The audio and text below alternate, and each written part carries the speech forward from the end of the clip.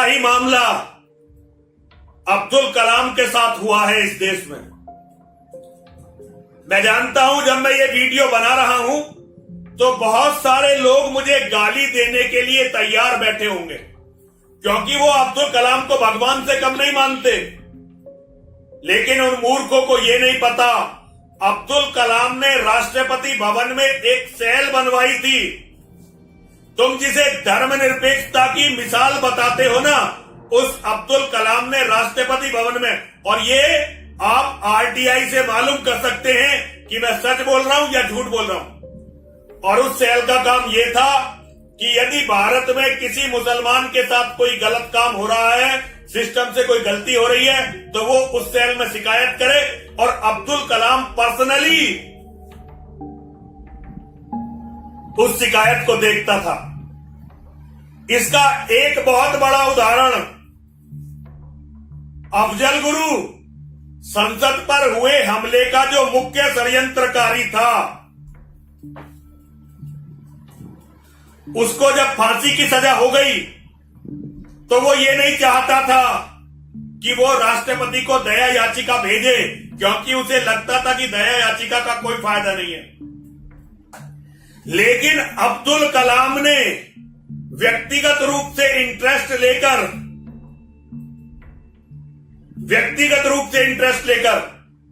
अफजल गुरु की पत्नी, उसकी मां और उसके बेटे को बुलाया अपने पास। ये ऑन रिकॉर्ड है, राष्ट्रपति भवन का रिकॉर्ड है, इसे मिटाया नहीं जा सकता। इसे कोई भी हिंदू चेक कर लेगा।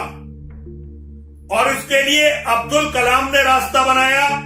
एक शिकायत अब्दुल कलाम की उस सेल पर आई जो उसने मुसलमानों के लिए बनाई थी।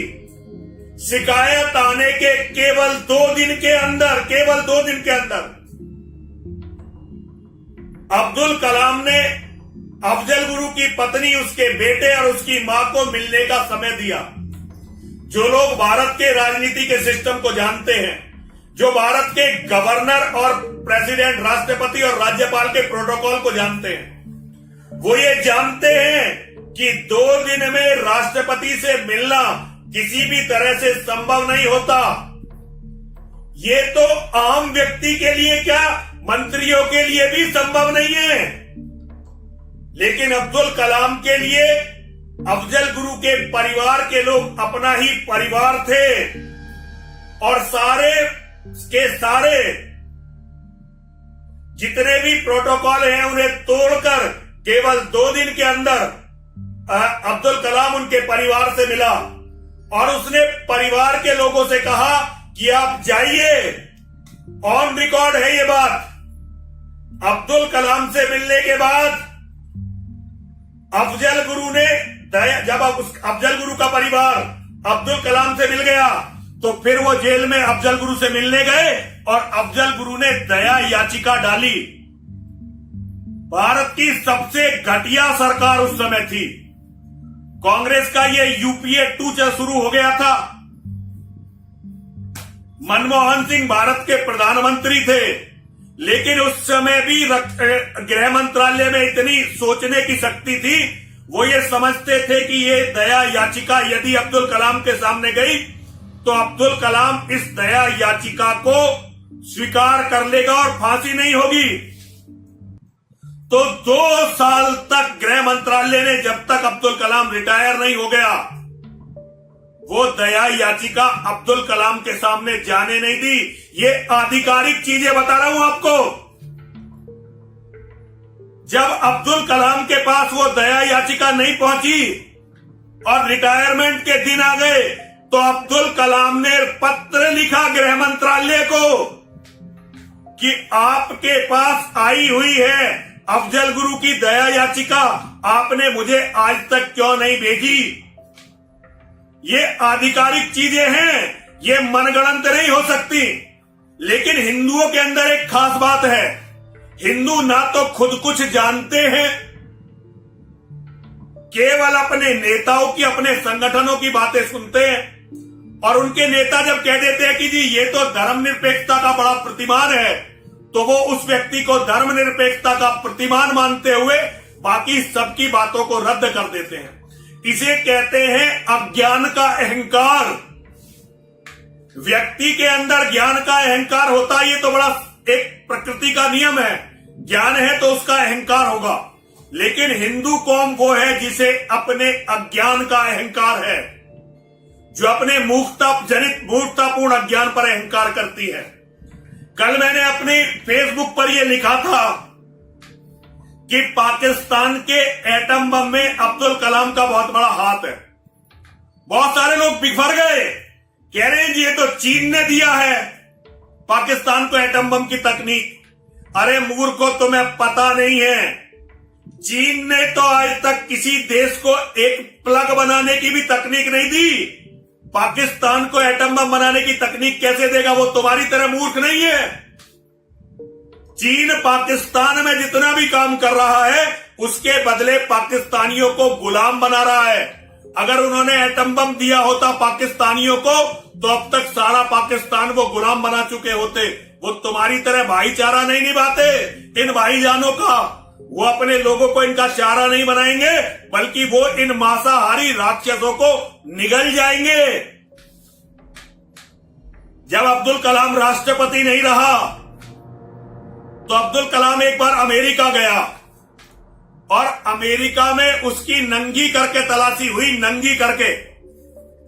नंगी करके उसकी तलाशी हुई। भारत में उस समय यूपीए की सरकार थी।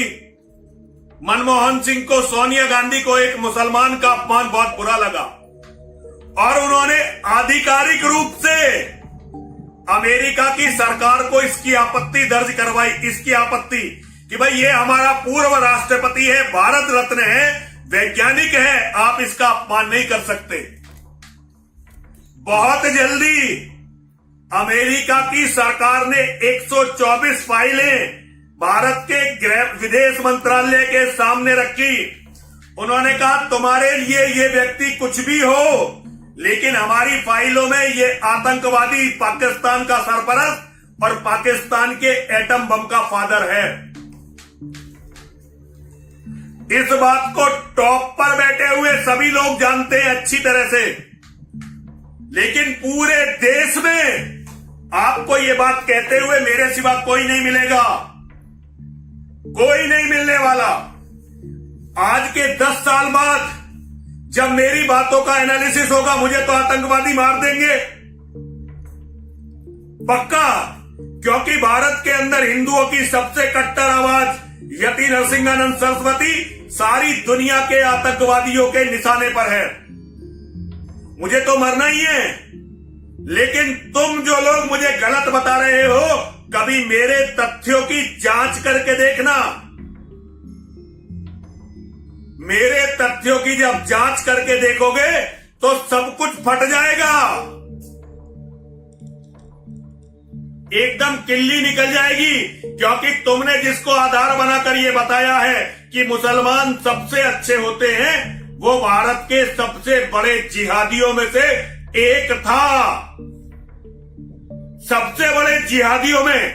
लेकिन हिंदुस्तान में हम हिंदुओं पर 800 साल की मुसलमानों की गुलामी इस कदर हावी है कि हम मुसलमानों को जबरदस्ती धर्मनिरपेक्ष होने का सर्टिफिकेट देते रहते हैं, उन्हें पैसे देते रहते हैं। कभी भी बहुत सारे लोग कहते हैं कि ये गीता पढ़ता था अब्दुल कलाम, मैं भी मानता हूं गीता पढ़ता था। अरे क्या जाकिर नाइक गीता नहीं पढ़ता? कभी जरा पता करके देखो, दारुल उलूम देवबंद का जो भी विद्वान होगा, जो भी उनका आलिम होगा, जो भी उनका फाजिल होगा, सब गीता और वेद पढ़ते हैं। तभी तो वो जानते हैं कि हमारी कमी क्या है, हमें मूर्ख कैसे बनाया जा सकता है। यदि वो गीता और वेद ना पढ़े तो हमें मूर्ख कैसे बनाएंगे? लेकिन हिंदुओं, ना तुमने इतिहास से सीखा, ना तुमने वर्तमान से सीखा। एक छोटी सी बात बताकर अपनी बात को खत्म करूंगा। 11 सितंबर 2001 9/11 हुआ अमेरिका में। 11 सितंबर 2001। आज अभी पूरे 20 साल नहीं हुए। लेकिन एक एक बच्चा अमेरिका का इस्लाम के जिहाद के बारे में जान गया। और आज बाहर से कोई भी मुसलमान आए, इवन अगर अरब के शेख भी आएंगे, तो वो निश्चित जो उनके सुरक्षा के प्रतिमान है उनके बिना नहीं आ सकते। एक मुसलमान, चाहे वो कितना ही बड़ा मुसलमान क्यों ना हो, अमेरिका में यदि एक मकान खरीदना चाहता है तो उसे कम से कम 100 तरह की एनओसी लेनी पड़ती है, नो ऑब्जेक्शन सर्टिफिकेट, जो उसे बड़ी मुश्किल से मिलते हैं, क्योंकि वो जीवित कौम है।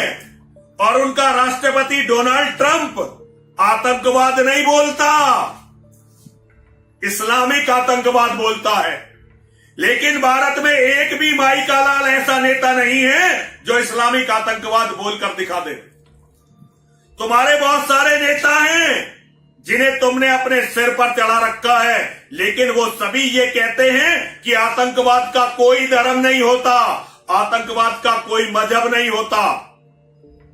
अमेरिका केवल 20 साल में जान गया, बल्कि कई साल पहले ट्रंप ने अपना पहला भाषण जब दिया था तो उसने इस्लामिक आतंकवाद शब्द को यूज किया था, इस्लामिक टेररिज्म। वो केवल एक आतंकवादी हमले के बाद जान गए कि इस्लाम का जिहाद क्या है। तुम 1400 साल में नहीं जाने। तुम्हारा कोई भी आदमी 2 गीता के श्लोक बोलकर मूर्ख बना सकता है, क्योंकि तुम ना गीता को जानते हो ना कुरान को जानते हो। मैं भारत के सभी कट्टर हिंदू कहने वाले लोगों से कहना चाहता हूं, तुम कट्टर हिंदू कम हो, पाखंडी ज्यादा हो। और ये अच्छी तरह से समझ लो, मुसलमान जो कुरान, कोई ऐसा दिन अब्दुल कलाम की जिंदगी में नहीं था जिस दिन अब्दुल कलाम ने नमाज ना पढ़ी हो। उसकी जीवनी को चेक कर लेना। हां, ये बात है कि वो शाकाहारी था, ये बात जरूर है कि वो शाकाहारी था, लेकिन अगर वो शाकाहारी नहीं होता तो कैसे उसे पद्म विभूषण मिलता, कैसे पद्म भूषण मिलता, कैसे भारत रत्न मिलता, और कैसे वो तुम सबको मूर्ख बनाकर पाकिस्तान का एटम बम बनवा पाता, भारत का राष्ट्रपति बनता। और एक बात और याद रखना, डीआरडीओ के जो वरिष्ठ वैज्ञानिक हो, जरा उनसे पता करना, इसरो के और डीआरडीओ के, जब इसका पूरा सभा पर था इसका रुतबा, कितने भारत के वैज्ञानिकों की निर्मम हत्याएं, जिनके केस नहीं चले, जिन पर देश में चर्चा नहीं हुई, कितनों की हत्याएं हुई हैं, जरा हिंदुओं से पता करना। और उसके बाद मुझे गाली देना। मुझे गाली देना तो स्वाभाविक है, क्योंकि मैंने उस कौम की आवाज उठाई है जो कौम सोई हुई नहीं है, जो कौम मर गई है और मरने के बाद जिसकी लाश भी सड़ रही है, बदबू मार रही है।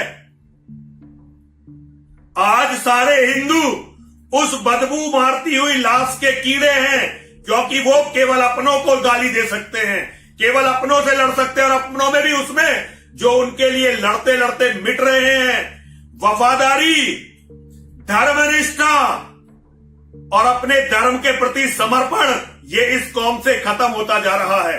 लेकिन फिर भी मेरे बच्चे, मेरे शिष्य जो मुझ पर विश्वास करते हैं, जो मेरी बात मानते हैं, एक दिन देखना हिंदुओं, वो विजय प्राप्त करेंगे और सारी परिस्थितियों को बदल देंगे।